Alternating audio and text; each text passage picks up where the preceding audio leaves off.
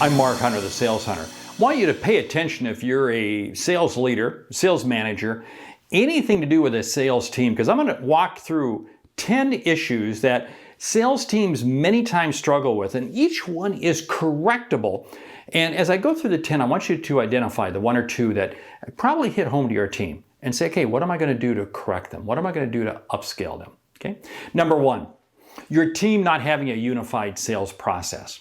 You have a sales team where everybody is off kind of doing something different. No, you're never going to achieve greatness as an organization. Individuals might, but as a team, you're not. And oh, by the way, even individuals are still going to be able to achieve a higher level if they're part of a team using a unified sales process. You've got to get your team using the same sales process. 2, accurate forecasting. I see too many sales leaders, well, this person, they always sandbag their number. This person always blue skies it. Hey, here's the deal. You may know that, but you know what?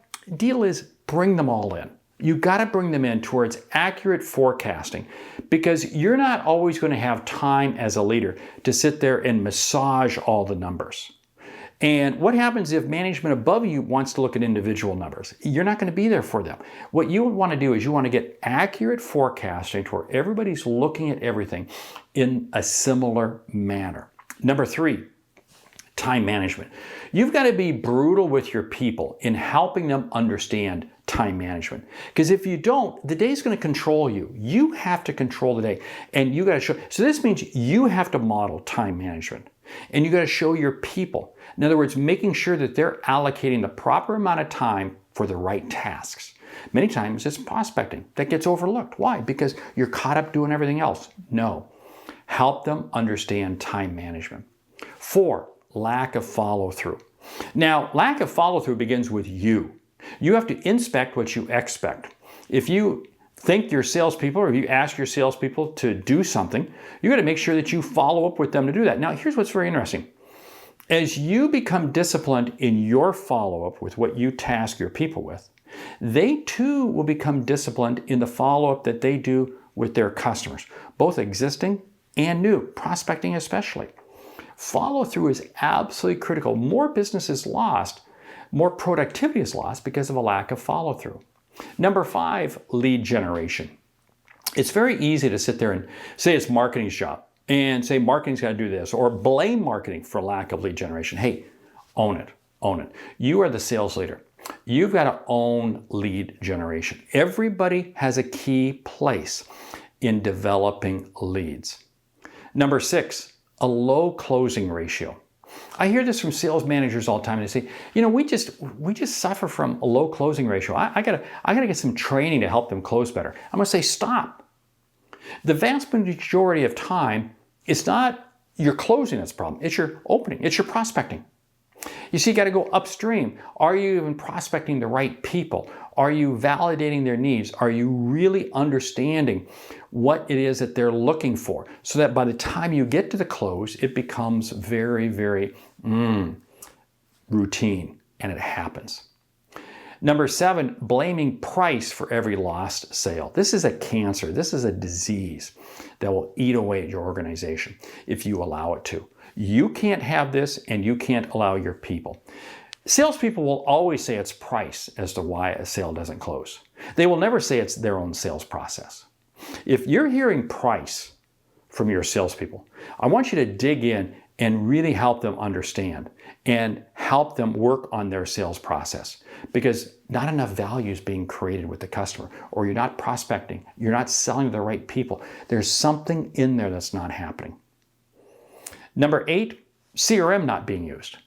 I see this all the time. Every organization I work with, it seems like there's a few people that use the CRM well, and a lot of people are, hey, you as a manager, it starts with you. Are you basing the questions that you're asking your team off of what you're seeing or not seeing in CRM? You see, if you don't make CRM as part of your coaching and your managing process, they're not going to make it part of their business. Yeah. CRM is not something that you open up once a week and update, or once a month and update. The CRM system is something you have open on your desktop all the time, your laptop all the time. What does this mean? This means that you want to show them how the CRM can help them do their job better. It's not a gotcha tool. We're long past that. This is an improvement. This is a productivity improvement tool. Number 9, lack of commitment to the sales team. You see, you have to be committed in helping your team achieve success.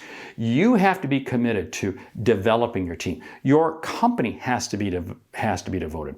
You want to make sure that your team is getting regular positive signals from the C-suite, from other elements of the company, to help them feel that there is a real commitment in the company to the role that salespeople play. Number 10, it's failing to believe in the role they play. It's easy for salespeople to, they get discouraged. And they begin to think, my job really doesn't matter. No, their job matters more than most. Because I'll tell you what, if they're not doing their job well, if sales is not doing their job well, nobody else in the company has a job. Because nothing happens till something's sold. You've got to really convey in your people the importance, the role that they play to the company and to their customers. Because again, what's the role of sales? It's to help customers see and achieve what they didn't think was possible. Hey, I went through 10 things right there. 10 very much correctable issues. Identify the one or two, zero in on them. Here's the deal. I got a lot of other tools out there. I got 2 podcasts I want you to take a look at.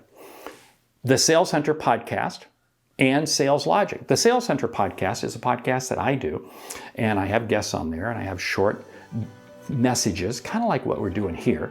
And Sales Logic, I get to co-host with my friend Meredith Elliott Powell, where we dive into sales topics, sales issues.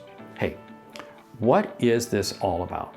I want to provide you with the tools so you can do your job the best you can, so that you can help your team do the job the best they possibly can. I'm Mark Hunter, the Sales Hunter. Check out all the videos, check out the website. It's all there for you. Great selling.